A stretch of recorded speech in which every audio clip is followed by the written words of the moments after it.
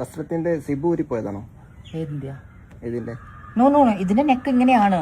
ഇനിയിപ്പോ പറയും ഇത് ദീപ്തി ഇറക്കി വലിച്ചിട്ടുന്ന്. ഒരിക്കലും അല്ല, ഈ ഡ്രസ്സ് ഇങ്ങനെയാണ്, മനസ്സിലായില്ലേ?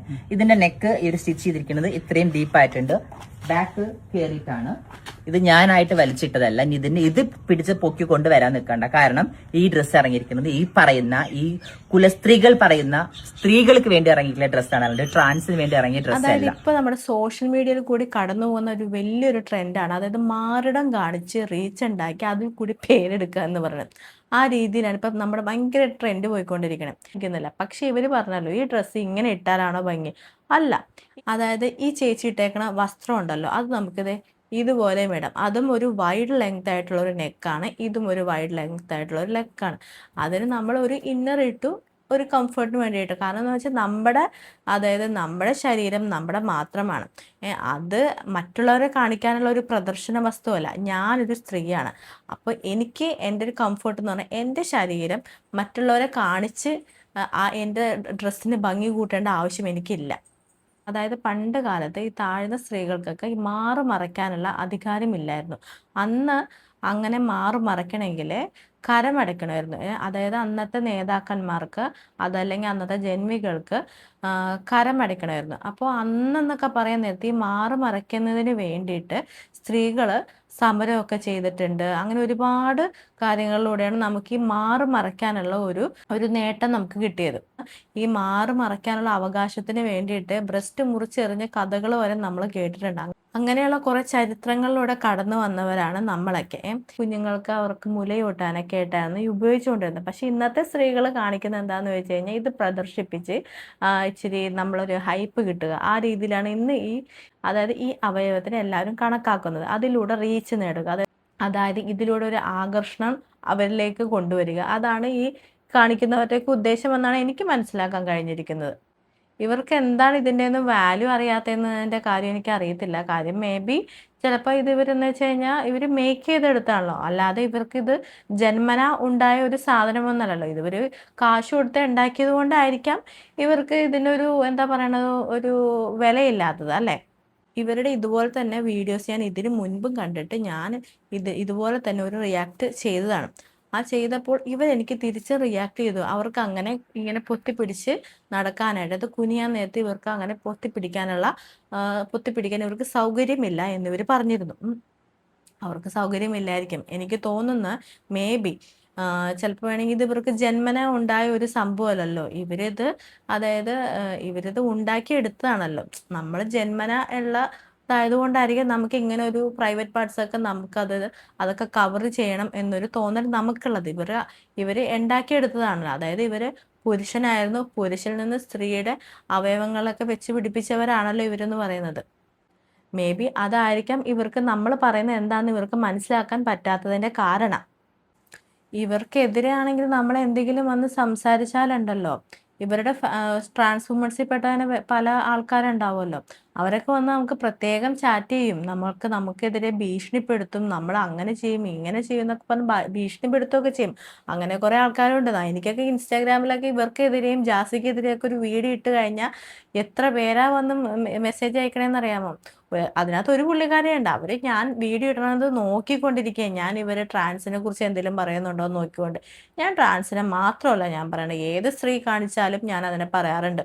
ഈവൻ ഈ മറ്റേന്താണോ ഒരു ശ്രീലക്ഷ്മി അങ്ങനെ ഏതൊരു പെണ്ണുണ്ടല്ലോ, അവർ കാണിച്ചപ്പോഴും ഞാൻ പറഞ്ഞിട്ടുണ്ട്, ഇതിപ്പോൾ ഈ ട്രാൻസ്വുമൻസ് മാത്രമല്ല ഇങ്ങനെയുള്ള അഭ്യാസങ്ങൾ കാണിച്ചു നടക്കുന്നത്. നമ്മളുടെ നാട്ടിലുള്ള സ്ത്രീകളുണ്ട്. കാരണം ഈ പണിയെടുക്കാൻ പറ്റാത്തവരുണ്ടല്ലോ, ഇങ്ങനെ കാണിച്ചാലേ അവർക്ക് ഫെയിം കിട്ടുള്ളൂ എന്ന് വിചാരിച്ചിട്ട് ഇതും കാണിച്ച് നടക്കുന്ന സ്ത്രീകളും ഉണ്ട്. ഇവരെ മാത്രം പറയാൻ പറ്റില്ല, അങ്ങനെ കുറേ പെണ്ണുങ്ങളും ഉണ്ട്. ഈ ബാക്കിയുള്ള ഭാഗങ്ങളും കൂടി. ഇത് മാത്രമല്ല, വേറെയും പല സാധനങ്ങൾ ഇവർ കാണിച്ച് വിൽപ്പന ചരക്കായിട്ട് ഇങ്ങനെ സോഷ്യൽ മീഡിയയിലൂടെ പ്രദർശനത്തിന് വെക്കുന്നവരുണ്ട്. എന്നെ സംബന്ധിച്ച് എനിക്ക് പേഴ്സണലി ഈ ട്രാൻസ്വുമൻസ് എന്ന വ്യക്തികളോട് എനിക്ക് യാതൊരുവിധ വിരോധവും ഇല്ല. പക്ഷേ ഇതുപോലുള്ള കുറേ ആഭാസത്തരങ്ങൾ വന്ന് കാണിക്കാൻ നേരത്ത് നമ്മൾ എങ്ങനെ സംസാരിക്കാതിരിക്കും?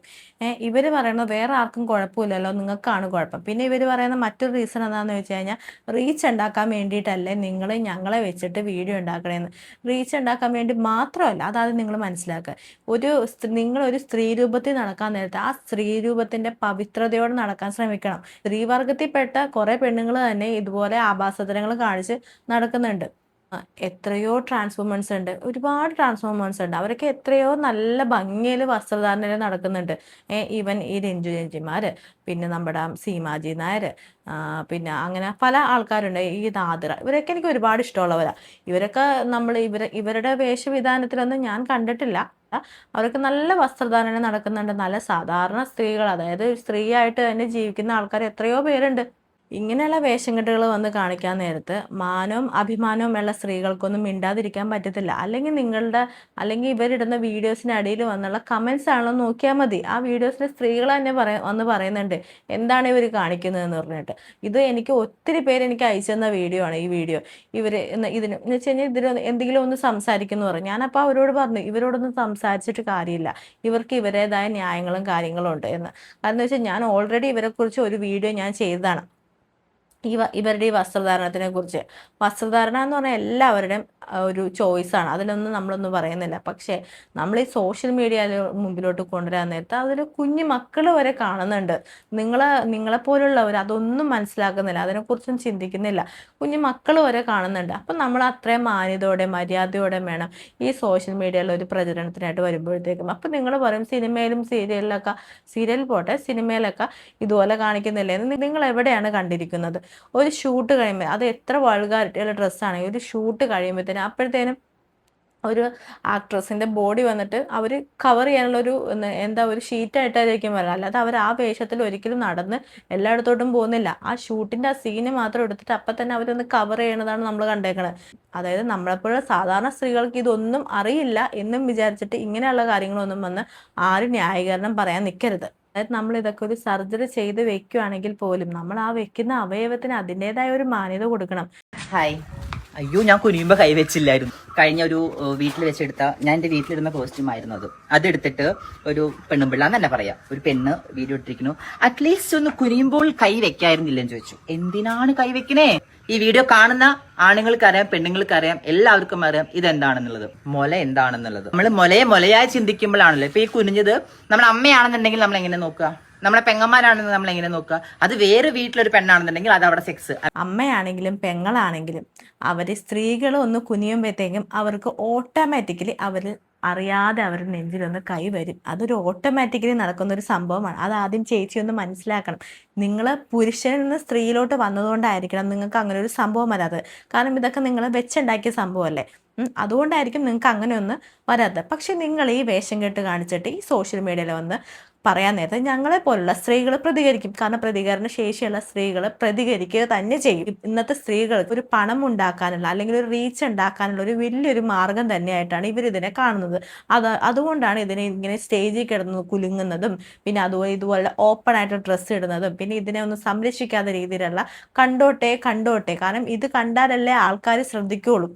അതുകൊണ്ടാണ് നിങ്ങളെപ്പോലുള്ളവര് സ്ത്രീവർഗത്തിൽപ്പെട്ട കുറെ എണ്ണങ്ങളുണ്ട് ഇതിങ്ങനെ കാണിച്ചു കിടക്കുന്നവൾ. അങ്ങനെയുള്ള അവളുമാരൊക്കെ ഇത് ഇങ്ങനെ പുറത്തെടുത്ത് കാണിക്കുന്നതിൻ്റെ കാര്യം. പക്ഷേ ഞങ്ങളെപ്പോലുള്ള സ്ത്രീകളും ഈ നാട്ടിലുണ്ട്. അവരാണ് നിങ്ങൾ ഈ കാണിക്കുന്ന ഈ പോക്രിത്തരങ്ങൾക്കൊക്കെ പ്രതികരിക്കുന്നത്. അതിന് നിങ്ങൾക്ക് വ്യക്തമായ ഒരു അറിവ് വേണമെങ്കിൽ നിങ്ങൾ നിങ്ങളുടെ കമൻറ്റ് ബോക്സ് തന്നെ ചെന്ന് നോക്കിയാൽ മതി. അതിനകത്ത് തന്നെ ആൾക്കാർ പറയുന്നുണ്ട് നിങ്ങളുടെ വസ്ത്രധാരണത്തിനെ കുറിച്ചിട്ട്.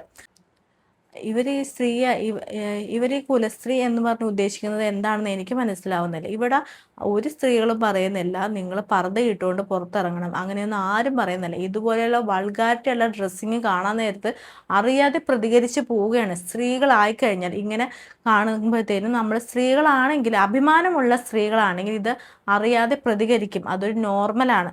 അത് ഇവർക്ക് അക്സെപ്റ്റ് ചെയ്യാൻ പറ്റത്തില്ല. അത് മേ ബി ഇവർ പുരുഷനിൽ നിന്നൊരു സ്ത്രീയിലോട്ട് വന്നതുകൊണ്ടായിരിക്കാം.